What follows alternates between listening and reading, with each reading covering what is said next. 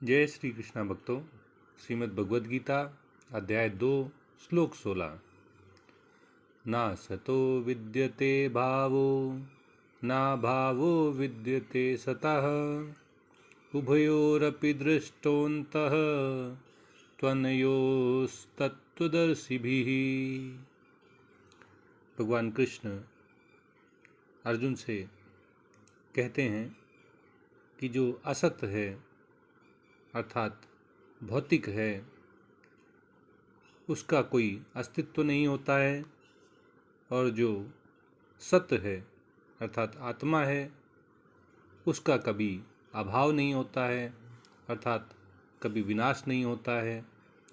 इन दोनों के विषय में तत्वदर्शियों ने इनके तत्व को जानकर ऐसा कहा है। 12वें और 13वें श्लोक में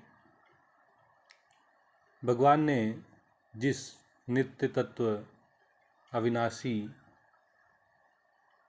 आत्मा का वर्णन करते हुए कहा था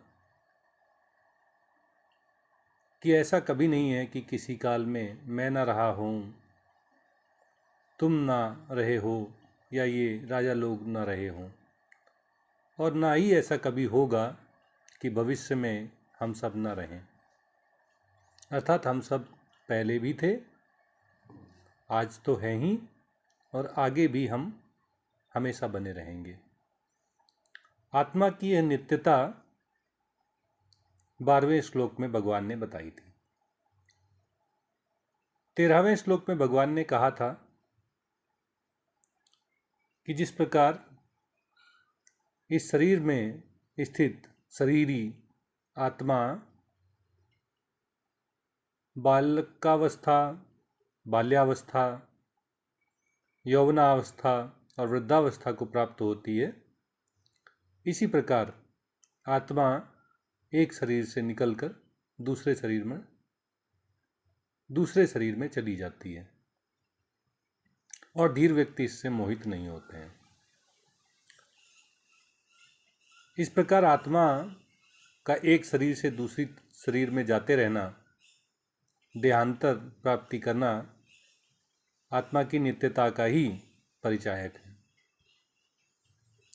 अब 12वें और 13वें श्लोक में कही हुई बात को ही भगवान यहाँ पर ना भावो विद्यते सतः अर्थात सत्य का कभी अभाव नहीं होता है, सत्य हमेशा अपरिवर्तित रहता है, नित्य रहता है, अविनाशी रहता है, इन शब्दों से समझा रहे हैं।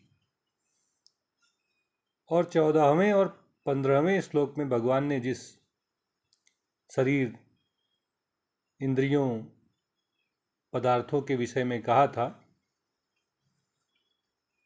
कि इंद्रिय और इंद्रिय के विषय भौतिक वस्तुएं ये सर्दी गर्मी की तरह, सुख दुख की तरह आती जाती रहती हैं। ये अनित्य हैं, विनाशी हैं, परिवर्तनशील हैं, इसलिए इन्हें सहन करना सीखो। और जिस पुरुष को इंद्रियों के विषय और भौतिक पदार्थ व्यथित नहीं करते हैं, उसमें इनके द्वारा कोई उत्तेजना उत्पन्न नहीं होती है और सुख दुख में एक समान रहता है, वह धीर पुरुष ही अमृत तत्व का अधिकारी होता है, उसे प्राप्त करता है। अब इसी बात को भगवान यहाँ 16वें श्लोक में नासतो विद्यते भावः कहकर समझा रहे हैं।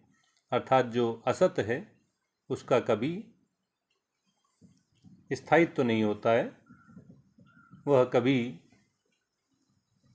अपरिवर्तनशील, नित्य और अविनाशी नहीं होता है, उसमें निरंतर परिवर्तन होता रहता है, उसका विनाश निरंतर चलता रहता है,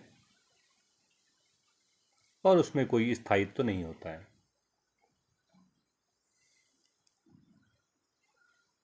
11वें श्लोक में और 13वें श्लोक में जिन्हें पंडित और धीर कहकर बताया गया है। इस 16वें श्लोक में उन्हें ही तत्वदर्शी कह के संबोधित किया गया है।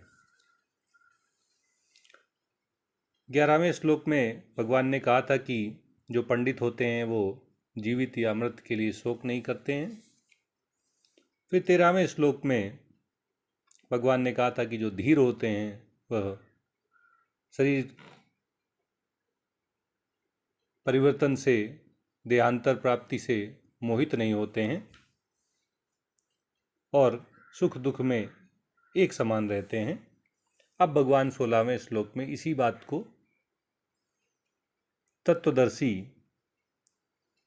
की संज्ञा के द्वारा समझाते हुए कहते हैं कि तत्वदर्शियों ने सत और असत के तत्व को जानकर यह निष्कर्ष निकाला है कि असत का स्थायित्व नहीं होता है, नित्यता नहीं होती है, और सत्य हमेशा अपरिवर्तित रहता है, नित्य रहता है।